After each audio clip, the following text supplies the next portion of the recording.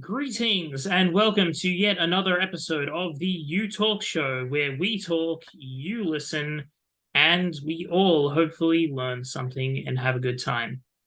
This time we are asking a question, one to which I don't have an answer, and I don't know if Horse does either. But we're going to Let's ask find quite, out. yeah, we're going to ask quite genuinely, is the wealth gap important? Like, is the gap between the highest income earner and the lowest income earners actually all that important? Now, the reason I ask this is because I had a thought. I had a thought, and it's, does it matter if we have a trillionaire in the world if everyone else's needs are met and if everyone else has very good opportunities? Okay, so you're looking at the abolishment of scarcity as a concept, which I love. Yeah, kind of. Like, it's like, what about, like, people talk about, wealth inequality, and I kind of get it. What they're, the core of the matter is it doesn't seem to be really that, there's a massive gap, or at least, well, what people are talking about is that there's a massive gap between rich and poor. Now, what people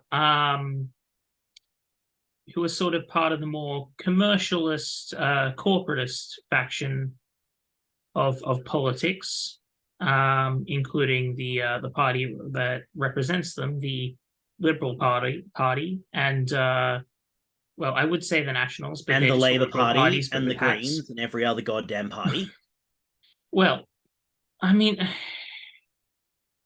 it's a bit more complicated than that. I mean, look, we've already discussed the parties of Australian politics. In a nutshell, the Liberals and Nationals are really just the same party. One wears hats, and they're both corporate identitarians, but their identitarianism is based on the majority in Australia, which is white people. The Greens are corporate identitarians because they act in the corporate interest as well, and even though they pretend not to, and they are identitarian, but they, instead of being for the majority, they're all about all different minority groups, which in effect, neither of them actually do anything in terms of identitarianism. It's actually just, it's more for marketing purposes than anything else.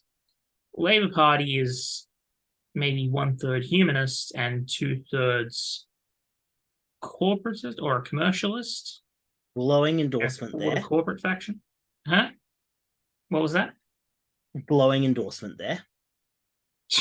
Okay, I know Horse keeps telling me that this is glowing endorsement.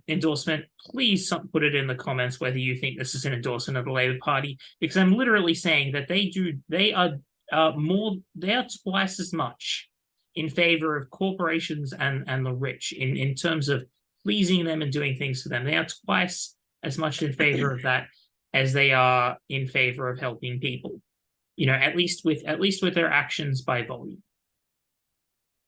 It's I don't think that's a glowing endorsement.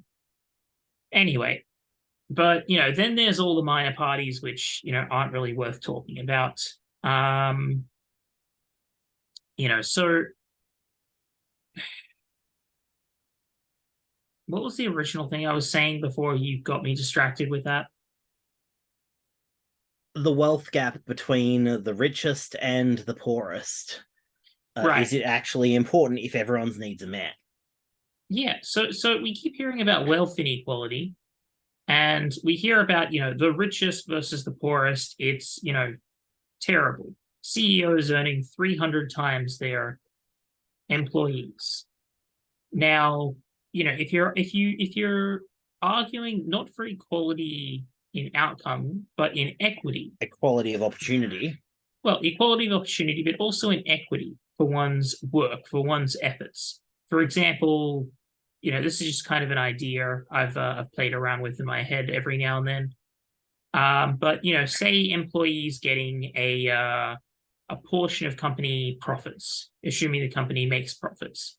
Let's say 10 or 20% of the company's profits each month goes to employees based on the number of hours they worked.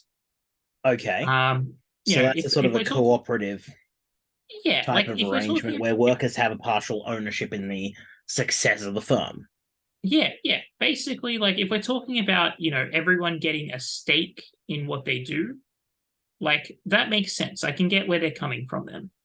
But in my mind, one person's wealth is just a number. We need to be looking more deeply than that. More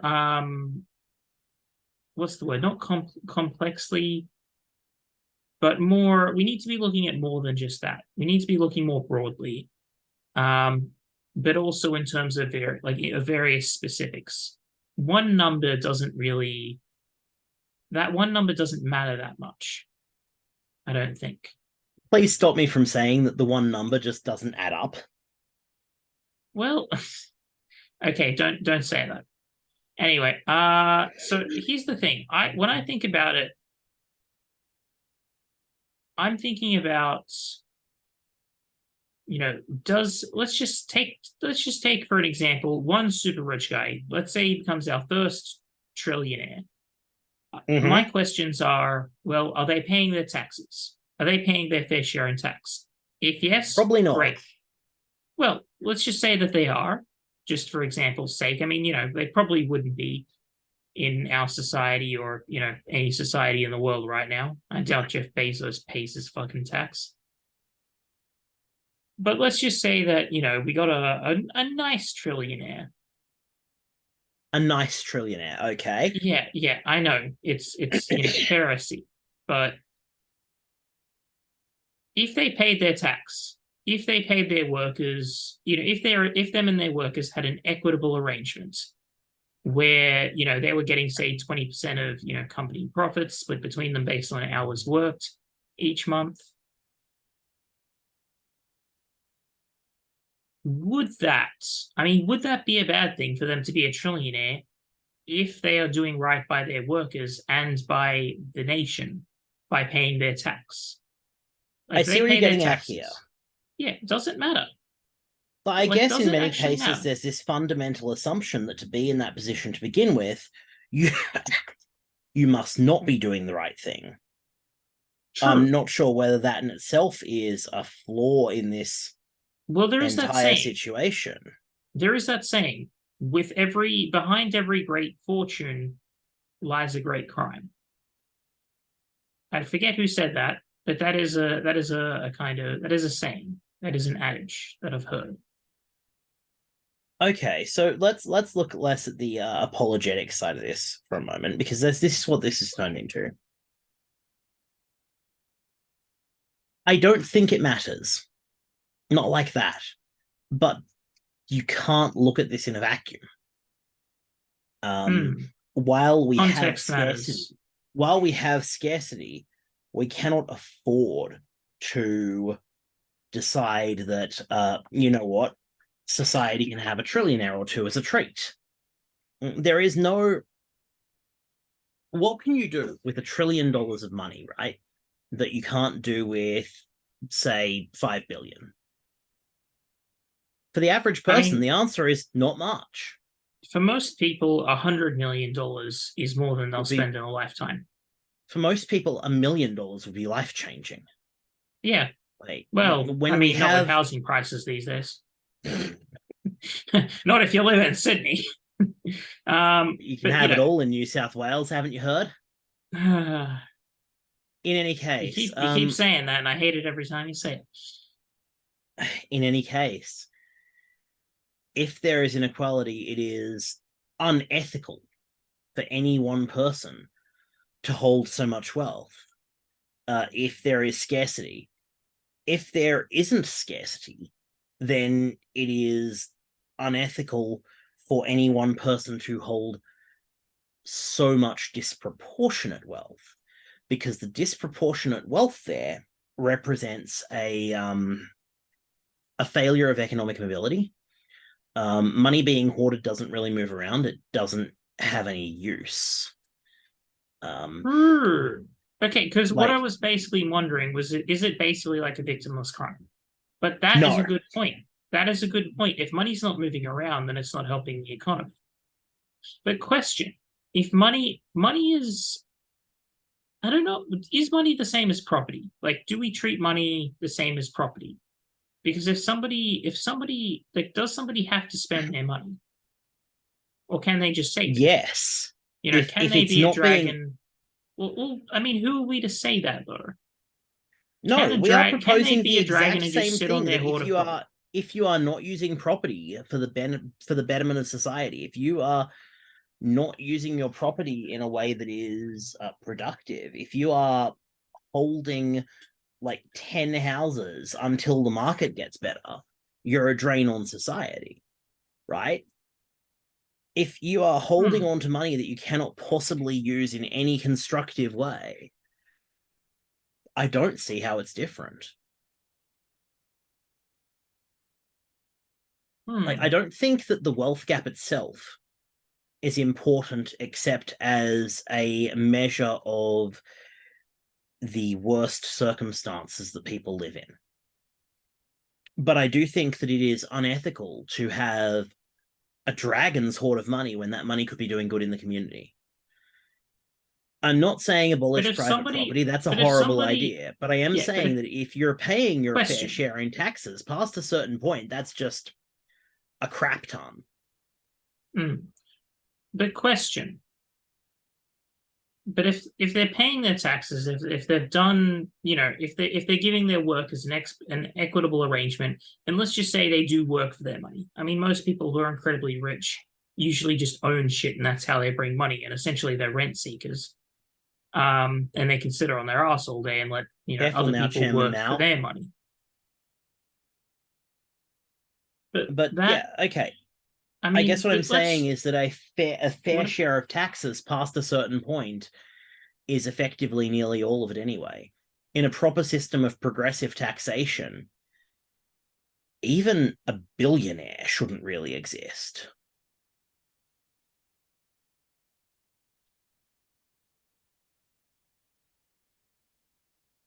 Funny enough, I'm not sure I can agree with that. I know. Don't have to agree with it. We can ultimately work out the details and have differing theories on how this works. Because what I'm wondering though is, because does society own people? Do we own people? Do we? Fuck. Yeah. Okay. Fuck it, we're doing moral philosophy. It is moral philosophy. I mean, we kind of are doing moral philosophy, and we've already run over time, but we're probably going to run far over time with this, because this is what's been going through my head. No, society doesn't own people, but society is made of people, and people have duties and responsibilities to each other. Some of those are natural rights, some of those are unnatural rights. Hold up, question. What does it mean to fulfill those responsibilities? In my mind, it's to pay taxes. It's to, if you're in a position of power or authority, or, as an employer, you provide an equitable arrangement where people can meet all of their needs and then some with the work that they do for you, and that they provide themselves a fairly, not necessarily equal, but a somewhere approaching equal amount of value that they provide you. I've been reading some John Stuart Mill and some David Hume recently, so I have opinions. But ultimately, it's not going to do any good to expound upon them right now, because I don't think that reading bloody Scottish philosophers is going to help. When we look at this comes down to what we owe to each other. Like, what do you do about taxes in a society where there is no taxes? This needs to be abstracted far more. Okay, well, let's say that somebody achieves multi-billionaire status with the highest tax rate being 60%. Their company is not skirting on taxes. They're not skirting on taxes. They're providing their workers an equitable arrangement which sees them get a portion of the company's profits, and they're doing everything right. Now, again, good luck to most billionaires, it isn't going to doesn't exist, but good luck to them. But let's just say that was the case. Let's say it could exist. Is it then okay? Let's just say it could exist, a situation where someone is doing everything right, they're being a completely moral person, and they manage to get multiple billions of dollars. Is it okay for them to just sit on their hoard of wealth like a dragon? I actually think it is. Like, if they're doing everything they're supposed to do for society and they're able to get that much wealth, do they need to spend it? I mean, it'd be good if they did. You know, money moving in the economy is money that helps the economy.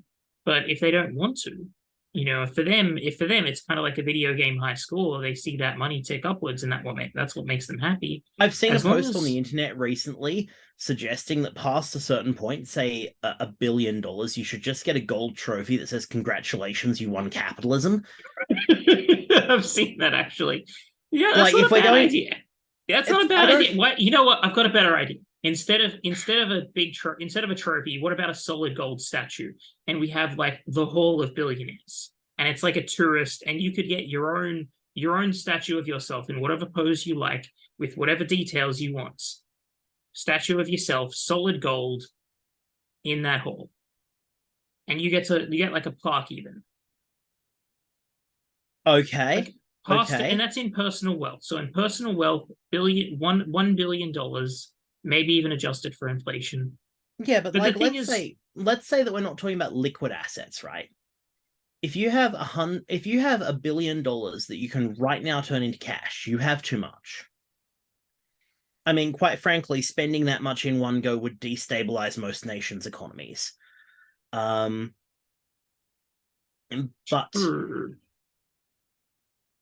people need assets, right? Like, what happens if instead you use that $1 billion to buy yourself a really nice house, a really nice house?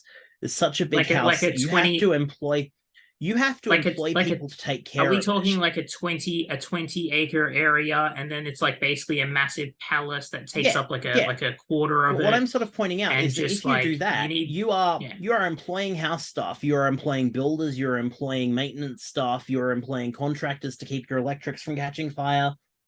There are ways to have that much wealth in ways that still benefit the economy. true.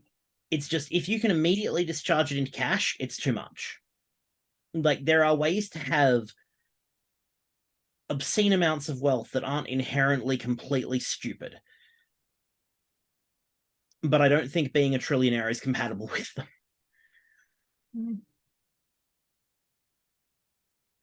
I mean, I kind of see your point. Like, I see, like, you know, like, part of me. Okay, so I think on some level, I think it's actually okay. But at the same Yeah. time, I recognize that it's not as I think practical it's for a important to be society able for to that to be the reward case. people for their accomplishments. Yeah, I think that's very important. But I also think that we all live in a society. And what you said about, like, does society own people? It's no. But people have responsibilities to each other. but they are And part one of of those society. responsibilities fundamentally is to not hoard food when your neighbor goes hungry. Well, Like, again, in a what I'm specifically talking about is the situation where post no neighbor scarcity, goes hungry. Yeah, post but scarcity. still, You know, wouldn't it be will we nice if ever reach that, everyone could though? have a nice piece of art as a treat?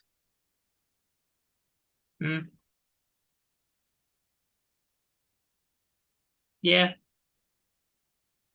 Like, again, I think the wealth gap is important as a metric of how society is failing its most vulnerable. But beyond that, I don't think that there is a problem with having wealth inherently. But past a certain point, it's simply impractical. So do you support the idea of like a maximum wage?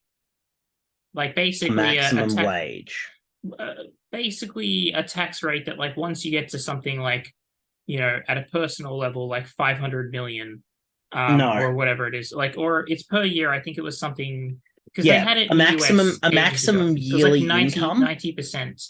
Well, essentially it was a 90% tax rate after, and this was like back in the 50s in the Yeah, but US, like, but it was look a at 90% tax rate at $400,000, which equals about $3 million today US, which is about 4 to 5 million Australian. let's So look at a at maximum about the yearly 5 million income for a mark. moment for this, because, like, wages for so many of us these days are hourly. But if I'm really, really good at my job and I can earn $500,000 for 3 hours of work, I'm getting on that. But at that point, why would I want to work more than 12 hours a year? Like, at that point, I could then be spending that money going to the theater, going to the opera, going out to nice restaurants.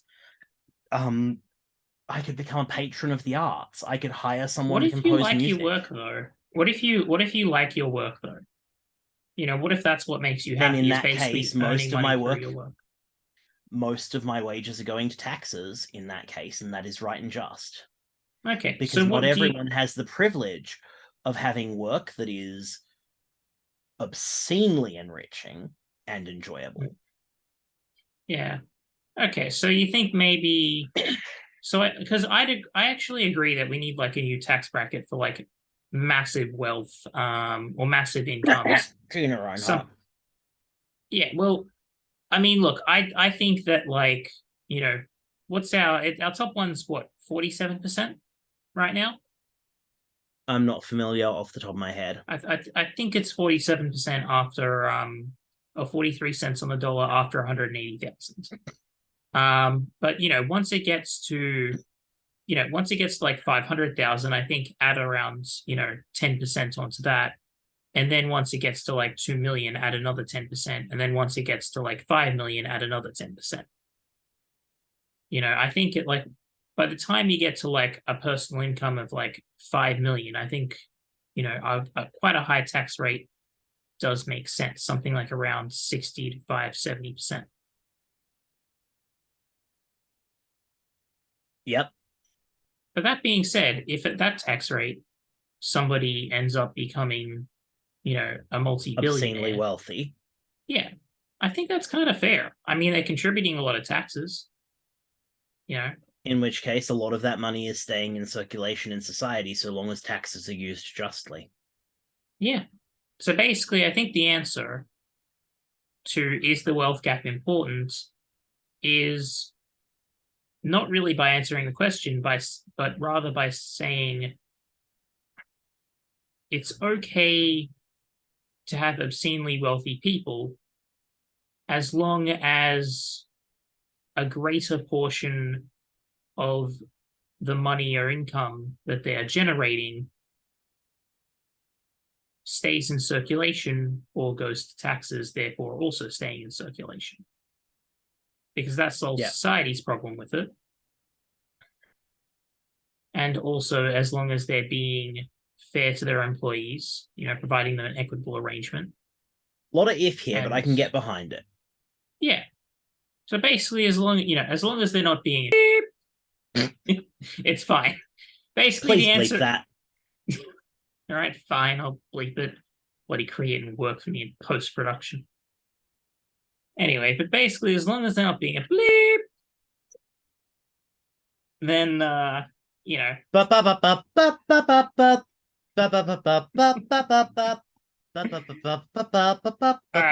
we've gone way over time, so I'm gonna cut it off here. But interesting question, and thank you for discussing that. Oh. Take care, everyone.